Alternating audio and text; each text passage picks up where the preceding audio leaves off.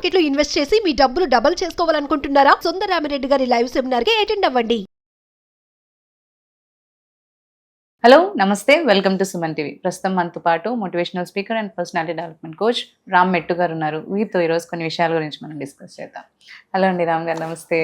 నమస్తే. Yeah, so ఒక రిలేషన్షిప్లో మనం వింటూ ఉంటాం లైక్ అంటే ట్రాన్స్పరెన్సీ ఉండాలి and they have to share like ఇద్దరివి వ్యూస్ షేర్ చేసుకుంటూ ఉండాలి, థింగ్స్ షేర్ చేసుకుంటూ ఉండాలి. అయితే ఒకసారి మనకంటే మ్యారేజ్లోకి ఎంటర్ అయిన తర్వాత అంటే అప్పుడు కూడా ఇలా అంటే సీక్రెసీస్ కానీ లేదంటే ట్రాన్స్పరెన్సీస్ ఉండాలా, ఎలా ఉండాలి అసలు ఆ husband wife relationship? And most doubted thing ఏంటి అంటే కొంతమంది అన్నీ షేర్ చేయడం కూడా మంచిది కాదు అని అంటుంటారు. ఒక ఉమెన్ హస్బెండ్తో కావచ్చు లేదంటే హస్బెండ్ ఉమెన్తో కావచ్చు, అన్ని షేర్ చేయడం కూడా నాట్ ఎ గుడ్ థింగ్ అంటారు. అది ఎంతవరకు నిజం అనేది మీరే చెప్పాలి యాక్చువల్లీ. అండ్ అంటే లైక్ ఏ థింగ్స్ వరకు వాళ్ళు షేర్ చేసుకోవచ్చు రిలేషన్షిప్ లో? జనరలీ చూస్తుంటామండి మనము lot of people these days నిన్న హస్బెండ్ తోటి లేకపోతే నిన్న వైఫ్ తోటి కంప్లీట్ ట్రాన్స్పరెన్సీ మెయింటైన్ చేయాలి, I should be extremely loyal, faithful, ఇవన్నీ అనుకుని ఏంటంటే they keep telling everything. Especially ఎక్కడ చెప్తారంటే ఇవి జనరలీ ఈ మధ్యన అంటే అరేంజ్ మ్యారేజ్ సెటప్ లో కానీ లేకపోతే లవ్ మ్యారేజ్ లో ఏదైనా కానివ్వండి, వాళ్ళిద్దరు మాట్లాడుకోవడం స్టార్ట్ చేస్తారు చూడండి. When they exchange phone numbers and they start talking, మాట్లాడుకోవడం స్టార్ట్ చేసిన తర్వాత జనరలీ ఒక టాపిక్ విచ్ కామన్లీ కమ్స్ ఏంటంటే మీకు ఏదైనా పాస్ట్ ఉందా అని ఒక టాపిక్ వస్తుంది. Like you know having in relationship basically. ఇలాంటి టాపిక్స్ వచ్చినప్పుడు జనరల్ గా ఏమవుతుంది అని అంటే, when we are just entering in to a relationship లేదా మనకి ఇంకా పెళ్లి కాలేదు, we are just talking to each other, ఈ ఫేజ్ లో ఏంటంటే పర్సనలైజింగ్ అనేది ఇంకా జరుగుండదు. అంటే నువ్వు నా మనిషివి అనే ఫీలింగ్ ఇంకా డెవలప్ కాదు అక్కడ, రైట్? సో ఆ డెవలప్ కాని టైంలో ఏంటంటే మీరు మీ పాస్ట్ గురించి నాకు ఓపెన్ గా ఉండాలి లేకపోతే అన్ని ముందే చెప్పేసుకుంటే బెటర్ అనేసి మీరు నాకు చెప్పినప్పుడు జనరల్ గా ఏమవుతుందంటే I may not over react for it because నాకు ఇంకా పర్సనలైజింగ్ అనేది జరగలేదు అక్కడ. కానీ ఒక్కసారి వెడ్డింగ్ అయిపోయిన తర్వాత, మ్యారేజ్ అయిపోయిన తర్వాత మనకి ఆ ఫీల్ ఎప్పుడైతే వస్తుందో, అంటే నువ్వు నా అమ్మాయివి లేకపోతే he's my man, completely your mine అనే ఫీల్ వచ్చిన తర్వాత ఈ పాస్ట్ గురించి ఆల్రెడీ తెలుసు చూడండి, ఇష్యూ స్టార్ట్ అవుతాయి అనమాట. మెల్లగా ఇష్యూ స్టార్ట్ అవుతాయి. ఏదో చిన్న గొడవ వస్తుంది, గొడవ జరిగే విషయం ఒకటి ఉంటుంది, ఆ గొడవ పెద్దగా మళ్ళీ ఎక్కడికి వెళ్తుంది అంటే అది తీసుకొని వస్తారు. అది తీసుకొని వచ్చి దాని గురించి అంటే ఈ మెయిన్ టాపిక్ సైడ్ లైన్ అయిపోయింది, దాని గురించి వస్తుంది, పాస్ట్ గురించి వస్తుంది. అండ్ ఇంకొకటి ఏంటంటే ఒక్కొక్కసారి అలా పాస్ట్ గురించి వచ్చి గొడవలు ఎక్కువైపోతూ ఉంటాయి. కొన్నిసార్లు ఏంటంటే పెళ్ళైపోయిన తర్వాత పార్ట్నర్ లో గిల్ట్ ఫీలింగ్ స్టార్ట్ అవుతూ ఉంటుంది. ఏంటంటే అరే ఈ అబ్బాయి ఇంతకు ముందు వేరే అమ్మాయితో ఉంటున్నాడు, లేదా ఈ అమ్మాయి ఇంతకు ముందు వేరే అబ్బాయితో ఉంటున్నాడు, now she is with me. So ఇవన్నీ ఏంటంటే దే స్టార్ట్ రిపెంటింగ్, అరే అనవసరంగా నేను పెళ్లి చేసుకున్నానేమో ఏమని అని ఇలాంటి థాట్స్ వచ్చేవి కూడా ఉంటాయన్నమాట ఆఫ్టర్ మ్యారేజ్. సో బేసిక్ గా ఏంటంటే ఇవన్నీ ఎందుకు వస్తున్నాయి అని అంటే బికాస్ నేను అన్ని చెప్పేసుకున్నాను, ఓపెన్ గా చెప్పేసుకున్నాను, అర్థం చేసుకుంటారేమో అని చెప్పేస్తున్నాను.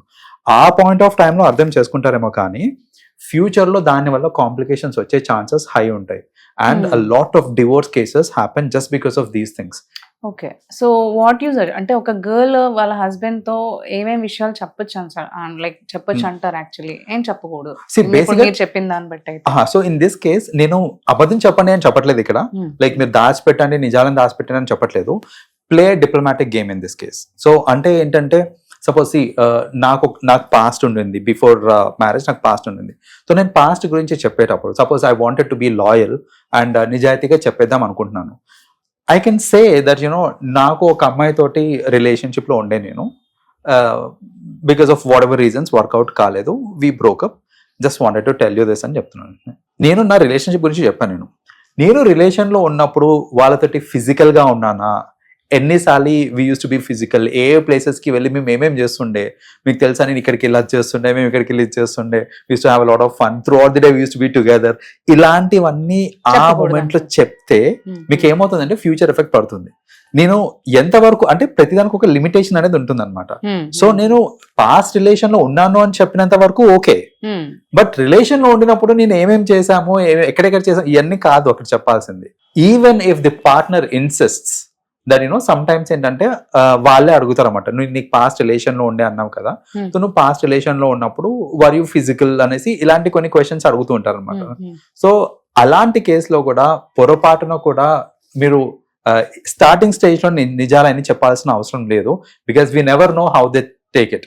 మీరు డిప్లొమాటిక్ గా దాన్ని హ్యాండిల్ చేయొచ్చు, దట్ యూనో మాకు అంత స్కోప్ లేకుండే, ఆర్ మేబీ నేను ఇంట్లో ఉండేవాడిని, ఆ అమ్మాయి ఇంట్లోనే ఉండేది, parents, so we never used to get time, maximum కాలేజ్లోనే కలిసేవాళ్ళం అంతే అనేది సమ్ డిప్లొమాటిక్ ఆన్సర్. అంతేగాని నిజాయితీగా అన్ని చెప్పాల్సిన అవసరం లేదు.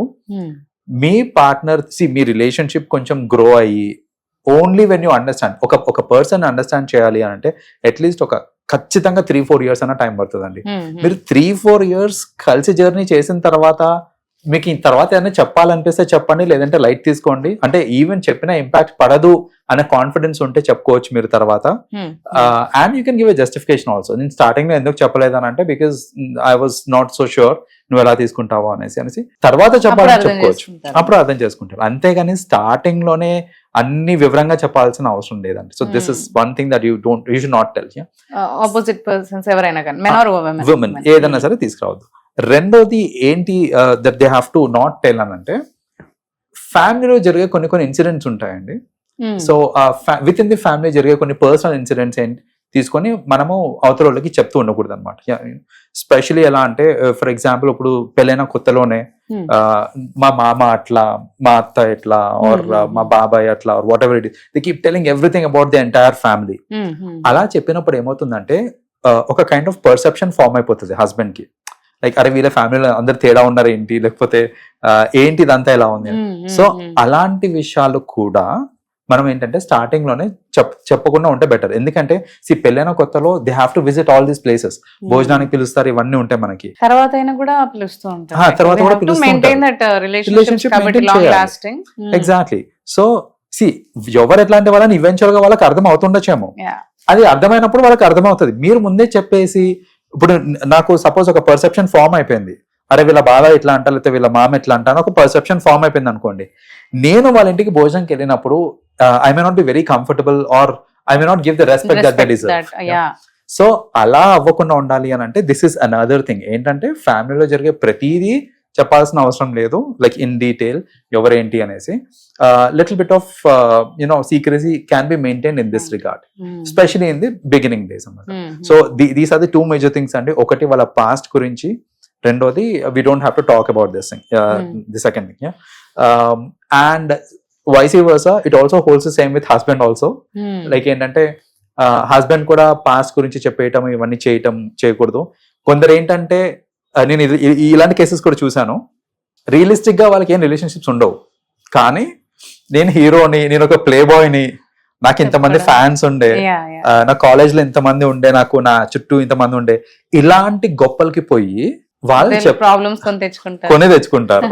ఇలాంటి కేసెస్ కూడా చూసాను నేను. సో అది it's the same with both genders again, like you know women అవ్వచ్చు, మెన్ అవ్వచ్చు.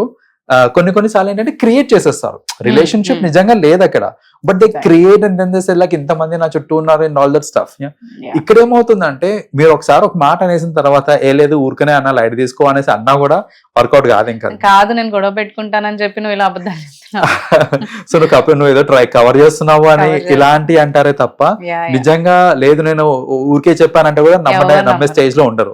సో ఇలాంటి వాటి దగ్గర ప్రాంక్స్ ప్లే చేయడం కానీ, జోక్స్ కానీ స్పెషలీ ఇనిషియల్ స్టేజ్ లో ఉండకూడదు. So it's always better to play a very diplomatic game in this regard. Exactly. Yeah. Thank you so much. Yeah, thanks Anil.